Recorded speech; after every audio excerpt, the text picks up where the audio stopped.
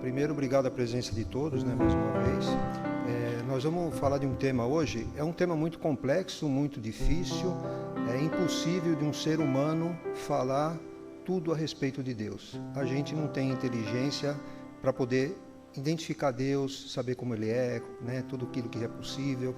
Então, assim, o que eu trouxe aqui hoje é uma pequenina parte, minúscula parte, microscópica parte da capacidade de Deus, E vamos tentar aqui ao máximo trazer alguns detalhes só do que seria Deus. Eu pus aqui, Deus é a inteligência suprema. Então é isso que nós vamos ver, a inteligência de Deus, alguns pontos, porque muitos às vezes não acreditam de Deus, os céticos, não, Deus não existe, tem aquela pessoa cética que não quer nem saber da conversa. Então existem algumas formas que a gente pode analisar e chegar à conclusão que existe Deus. Então é isso que mais ou menos nós vamos trazer aqui.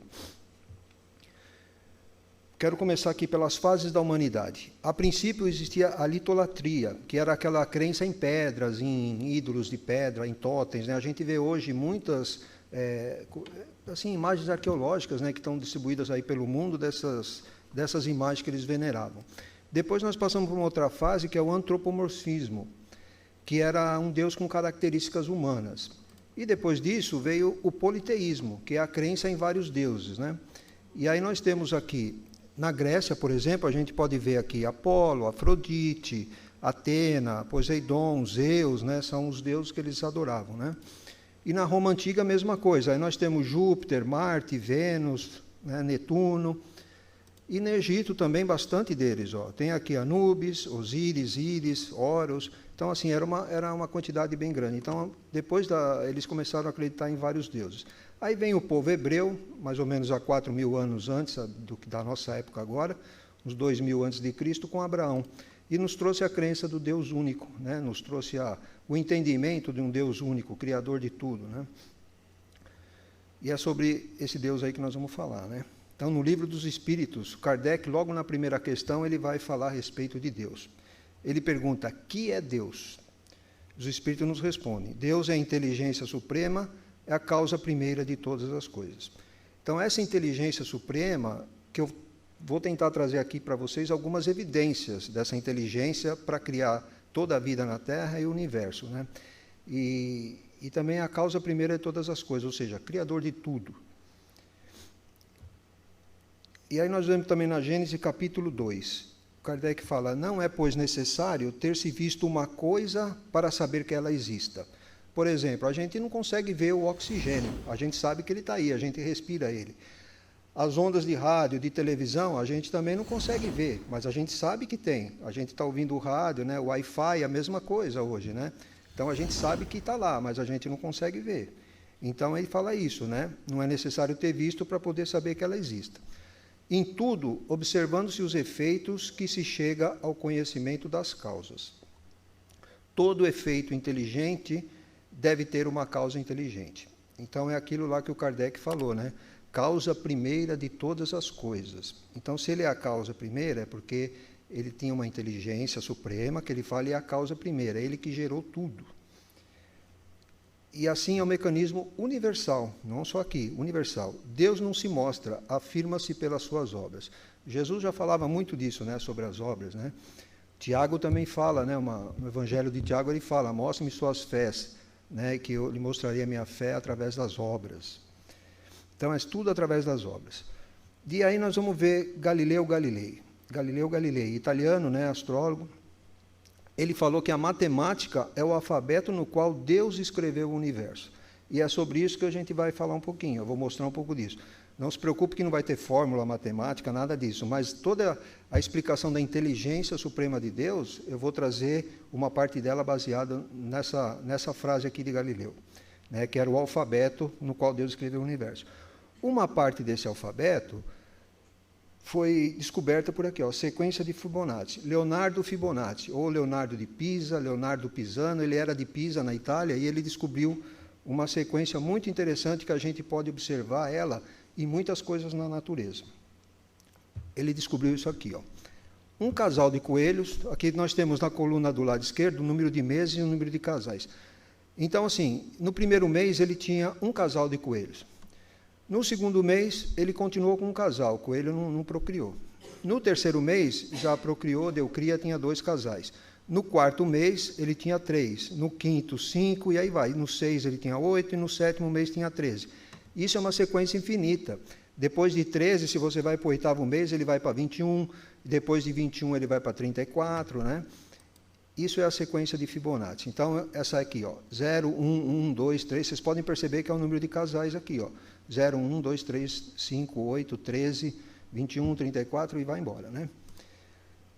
E aí ele resolveu colocar isso aqui numa forma geométrica. Então ele pegou quadradinhos aqui, ó, 13 aqui, por exemplo, é 13 por 13, 21 por 21, 34 por 34, 55 por 55, e ele começou a criar esses arcos dentro do quadrado, ó. Esses arcos e vai. Essa forma geométrica que a gente vai observar bastante na natureza. Então, baseado aqui na matemática, a gente percebe que é uma coisa inteligente e que está na natureza em uma série de coisas. Mas antes de falar sobre isso, eu quero passar um filme aqui que dá uma ideia um pouco para a gente dessa figura geométrica, né? Como que ela se porta na natureza. É um filminho rápido aqui.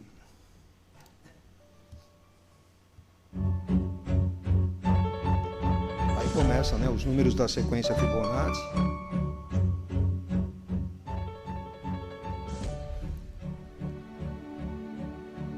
Está dando para ver bem aí do fundo?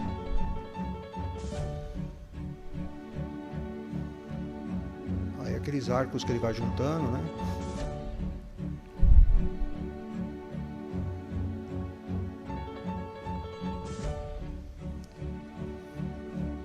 Aí ele já vai criar uma primeira forma.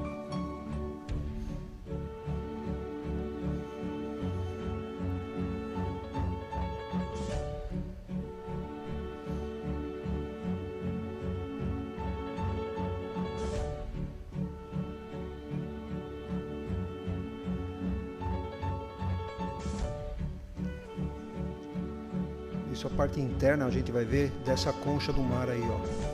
Nautilus é o nome dela. Então toda aquela parte interna vocês perceberam, né? E ela também, o formato dela naquele formato lá daqueles arcos de Fibonacci. E daí ele vai derivar uma outra coisa daquele arco, ele vai derivar o ângulo de ouro, né? O número φ também, que é um número de ouro que a gente vai ver sobre proporções. Mas aqui primeiro ele vai criar um ângulo de ouro, que é o chamado ângulo de ouro, que vai... Nós vamos ver o que ela vai criar aqui, esse ângulo.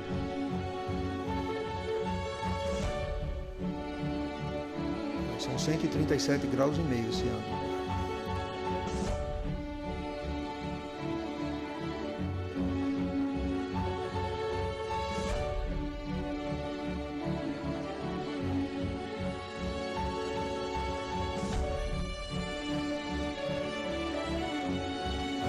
Semente de um girassol. Ela é toda baseada naquela distribuição de Fibonacci. E as folhas também. O crescimento das folhas da árvore também, eles têm esse grau de 137,5 e a folha não acaba não baralhando uma com a outra, né? Elas são muito bem distribuídas por causa que ela segue aquela distribuição daquele ângulo de 137,5. E daí ele vai tirar uma outra forma também, vai derivar uma outra forma.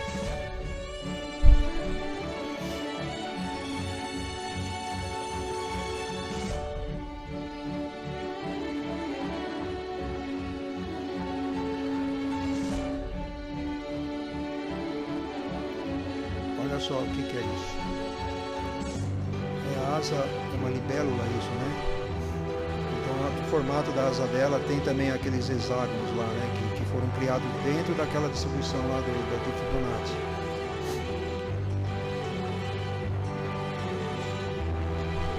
Não só a asa, mas também na cabecinha dela, ó, pode ver, também tem favo de mel, a mesma forma, né?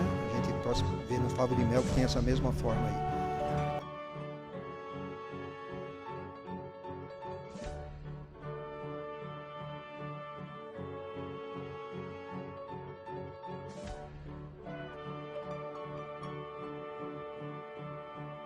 E seguindo então, vamos lá. Nós temos essa distribuição nas rosas, nas folhas das rosas.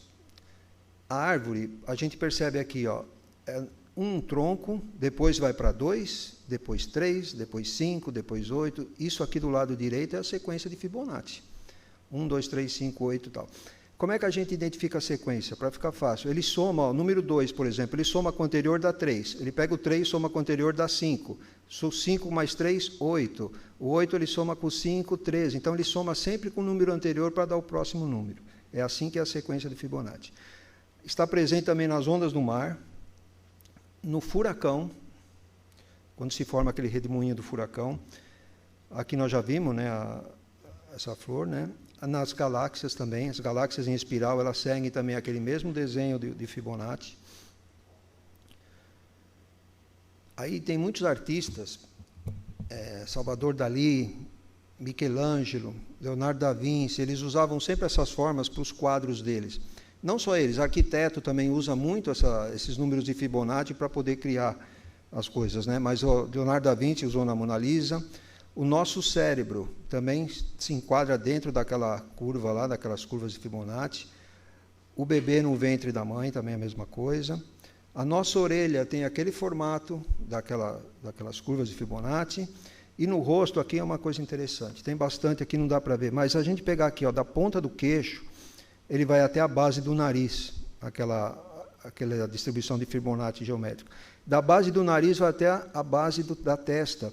Aí nós vemos a orelha, né, que ela tem uma relação também com o tamanho aqui da testa, o tamanho do nariz em relação aos olhos também. Na impressão digital também a gente tem aquilo lá. E daí nós vamos falar o seguinte, a representação matemática, a perfeição da natureza. Naquele desenho de Fibonacci que nós vimos primeiro, eles extraíram dali um ângulo, né, de 137,5 graus, que tinha a distribuição lá das sementes do girassol. E também uma outra coisa dá para se tirar dali, que também tem muitas formas baseadas nessa proporção. É o que? Essa linha maior aqui embaixo, A mais B, né? Então todo esse comprimento aqui embaixo, dividido por esse daqui, que é o A, que é o mesmo tamanho desse aqui, vai chegar nesse número chamado Φ, que é um número de ouro. Então o pessoal falava mais na antiguidade, quanto mais próximo uma divisão chegar desse número, mais perfeito é. Por isso que está lá a perfeição da natureza. Então se ele pega as formas geométricas, né, as proporções, e quanto mais perto chegar disso, é mais perfeito. E nós vamos ver essas proporções no corpo humano. Vamos pegar aqui, ó, se a gente pegar a nossa altura, né, da cabeça até os pés, e dividir pela distância que tem do nosso umbigo até o pé, a gente vai chegar perto desse número 1618, que é o número de ouro, né? A mesma coisa nossos dentes também, tem uma divisão baseada nesse número de ouro. Aqui, se a gente pegar o nosso braço, ó, do cotovelo até a ponta do dedo na mão, a mesma coisa, tem uma proporção aqui, ó, de 1618 para 1 aqui. Então, somar os dois aqui e dividir por essa parte aqui do antebraço, vamos dizer assim, vai dar o número 1618. Ou perto disso. Nos dedos, os ossos dos dedos da nossa mão, a mesma coisa. Ó, o primeiro aqui é o 1, o 2, 3, 5, então é tudo proporcional. Então essa proporção áurea é baseada em muitas formas, né? Inclusive aqui no corpo humano, como a gente está vendo, né? Então a gente tem o favo de mel, aquele redemoinho que forma na nossa cabeça também está baseado naquela forma geométrica de Fibonacci. Então, assim, é uma coisa já que a gente vê que tem uma inteligência, porque o Fibonacci descobriu aquilo, ele não criou aquilo, ele simplesmente descobriu, percebendo, né, os coelhos. Então, essa forma já existia, essa matemática já existia, ele só descobriu, mais nada. E o que acontece? Nós vemos a vida na Terra. E quanto aos planetas? Com o nosso planeta, né, a princípio, né? Vamos pegar aqui o nosso planeta, tem uma telinha aqui que eu fiz.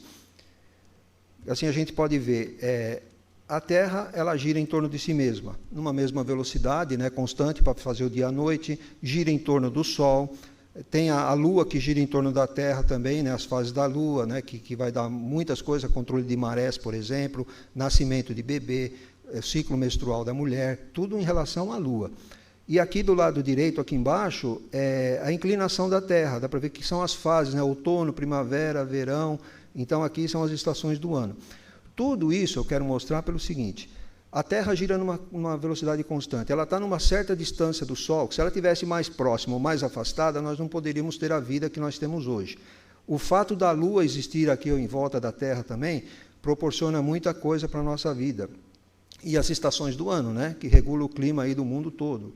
Aí nós temos as chuvas, né, temporada de chuva, temporada de sol, a primavera, o nascimento das flores.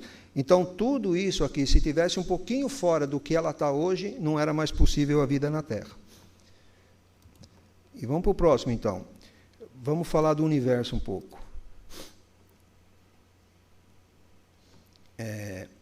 Nós temos aqui a Terra, como nós vimos, gira em torno do Sol, certo?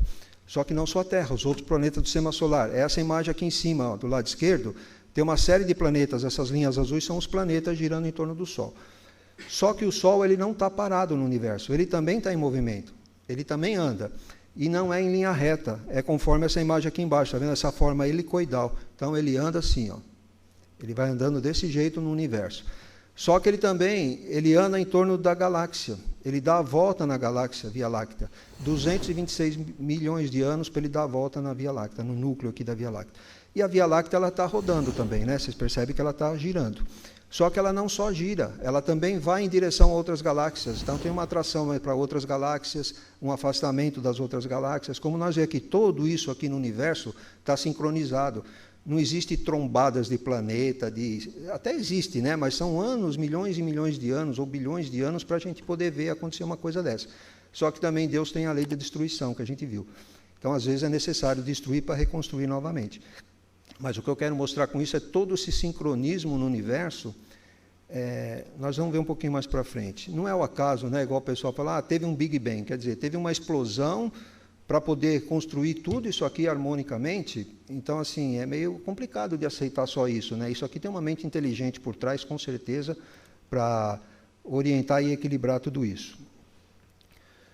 Aí o Chico, depois eu vou contar uma historinha do Chico, no final, que gerou esse comentário aqui. No livro Na Era do Espírito, no item lá, Presente de Natal, como consideramos Jesus? Ele queria saber do Emmanuel a respeito de Deus. E Emmanuel falou, fica com Jesus, né? Você não tem cabeça para aceitar, para entender Deus. E ele insistiu, mas depois eu conto a história completa. No final ele fala assim, o Criador, a nosso ver, conforme ensinam os espíritos amigos, que nos visitam, é o Criador. Não podemos ainda ter outra definição de Deus mais alta do que aquela de Jesus quando o chamou de Pai Nosso. Porque tudo está dentro da ordem divina, cada mundo, cada sistema, cada galáxia, orientados por inteligências divinas, e Deus para lá disso tudo, sem que possamos fazer-lhe uma definição. E é bem isso mesmo, né? Quando ele estava com essa conversa com o Emmanuel levou ele para fazer uma viagem, né? Abriu uma tela mental mediúnica para ele e começou a levar ele numa viagem. Mas depois eu vou contar no final, e aí no final de tudo ele faz esse comentário. Bom, seguindo aqui, existe um grupo de cientistas que chama-se Design Inteligente. É um grupo de cientistas no mundo todo que não aceita a teoria da evolução de Darwin, não é que não aceita, contesta ela, né? Contesta a teoria da evolução de Darwin, e ele fala o seguinte, que tudo no universo tem uma mente criadora.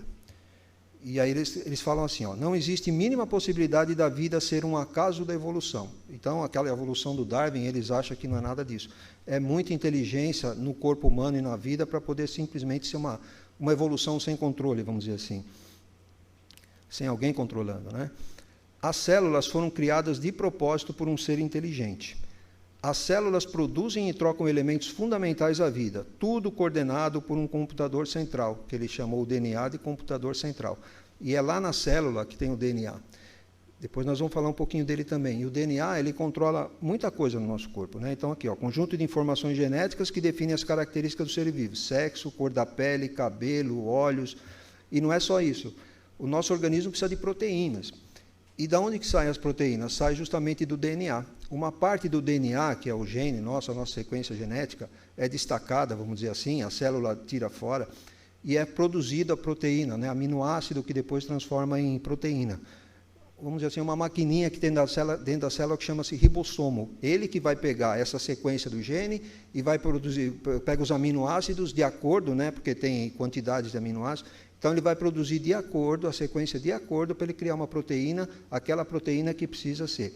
As células também têm aquela parte de produção de energia nossa, que está na mitocôndrias.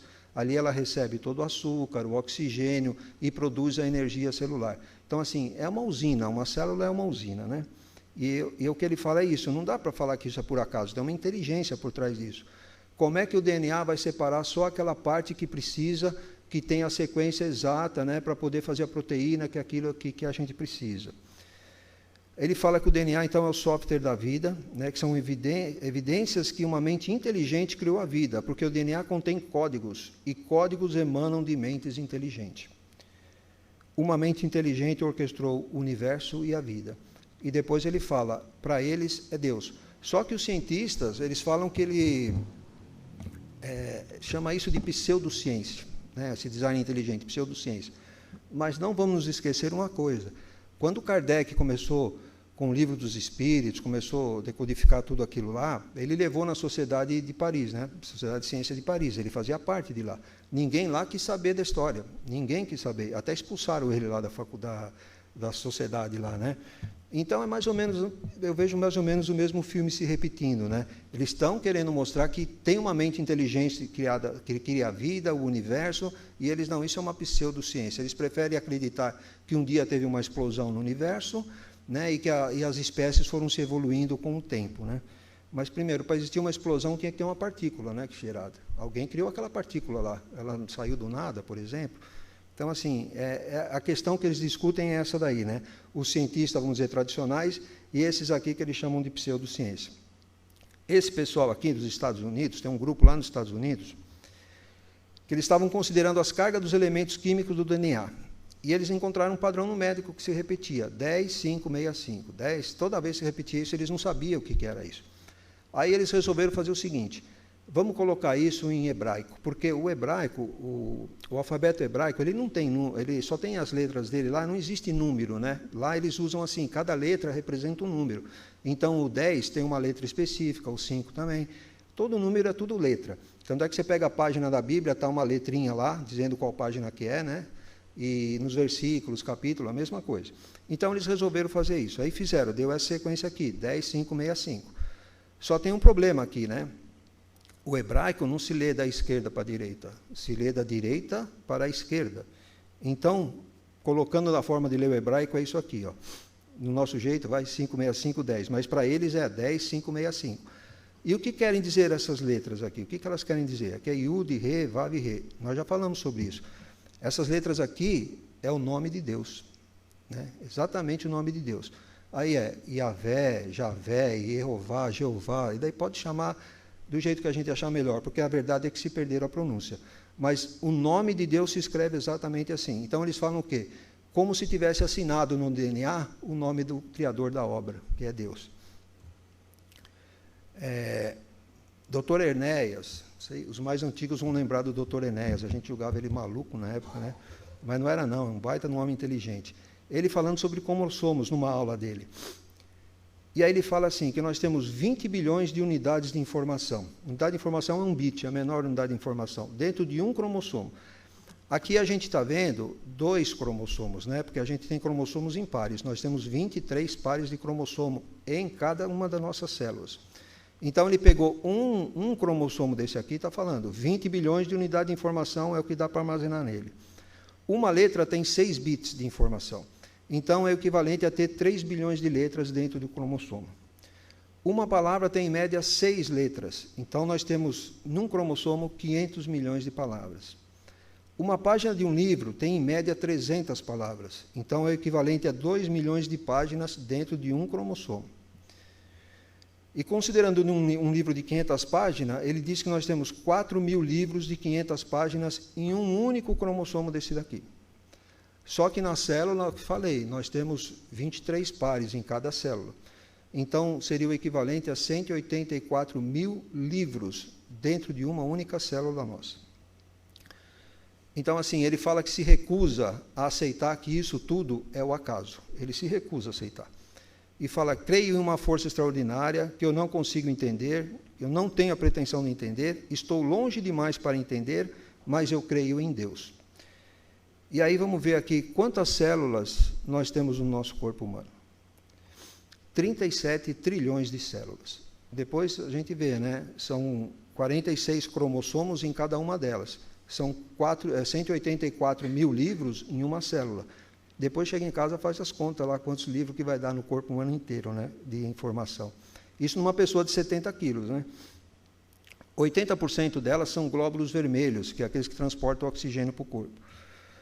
No cérebro, nós temos aproximadamente 171 bilhões de células.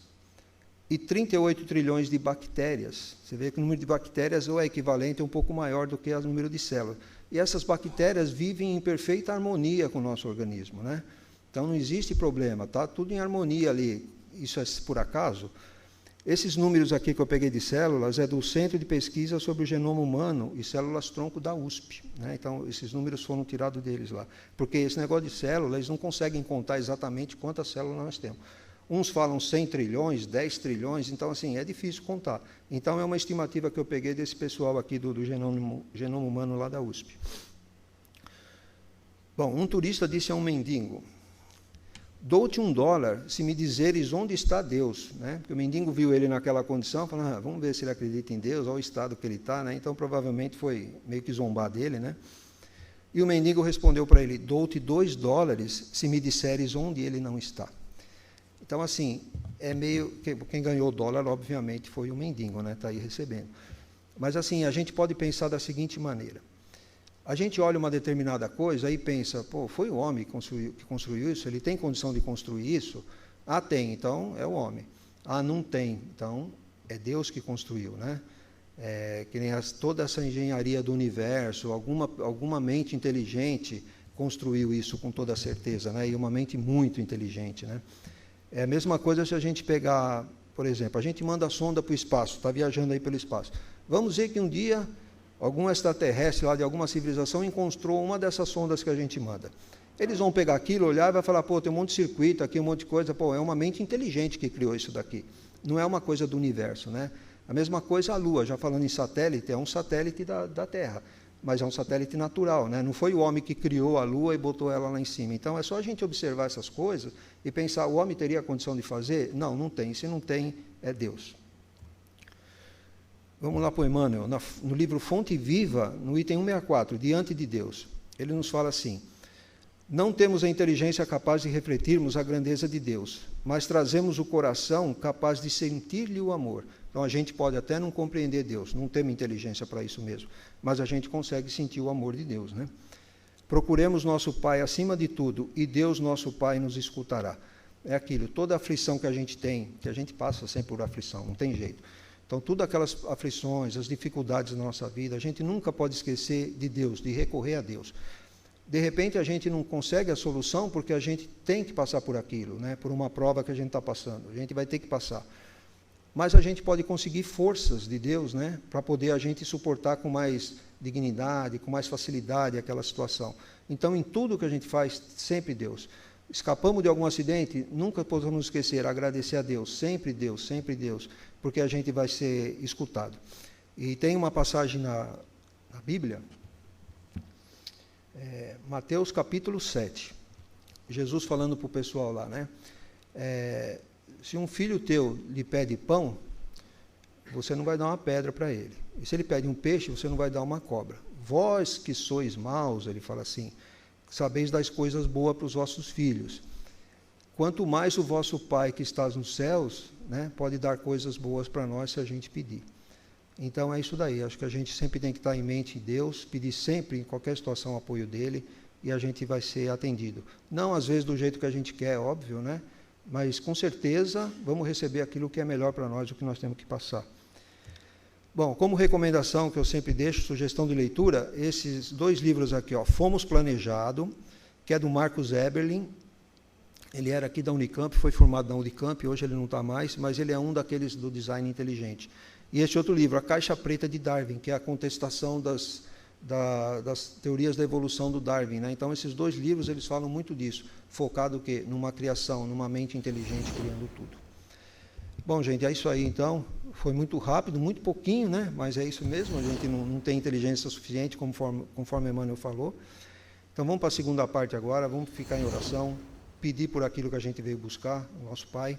Vamos pedir para os irmãos que vão chegar na mesa também, né? Para que eles possam ter conforto no coração deles, ser encaminhado da melhor forma, tá bem? Então, é isso aí. E vou contar a história lá do Chico, então. O Chico, como eu falei, ele queria saber a respeito de Deus. Aí perguntou para o Emmanuel, queria saber a respeito de Deus. O Emmanuel falou, não, Chico, fica com Jesus mesmo, igual Jesus tinha falado, né, que é o Pai Nosso, fica com isso. E ele insistiu que queria saber. Aí o Emmanuel falou, bom, então tá bom. Aí é o que eu falei, né? Abriu uma tela mediúnica na frente dele. Aí ele começou a ver o sistema solar, né, todo em movimento, conforme eu mostrei.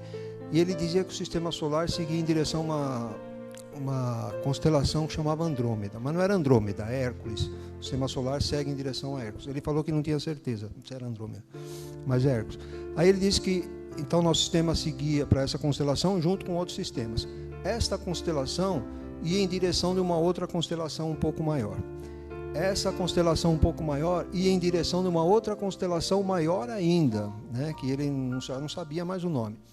E depois ele viu a nossa galáxia imensa, ele fala, né? E a nossa galáxia, junto com outras galáxias, movimentava-se em direção a uma nebulosa. E Emmanuel falou que depois essa nebulosa ia em direção de uma outra nebulosa muito maior. Aí ele fala assim que ele ficou cansado, né, a cabeça dele não aguentou, e que ele queria voltar para casa e deitar na cama dele. E voltar a ser gente. Me deu uma vontade de tomar um cafezinho quente lá em casa. E daí depois ele falou tudo aquilo que eu relatei, né? Então, de fato, a gente não tem muito cabeça, né? Você começa a analisar espaço, a galáxia nossa tem de 200 a 400 bilhões de sóis. Então, quer dizer, de 400 a 400 bilhões, quantos planetas não pode existir? Quantos desses planetas têm vida ou não têm vida? E daí a gente pega um pedaço, né? A galáxia da Via Láctea.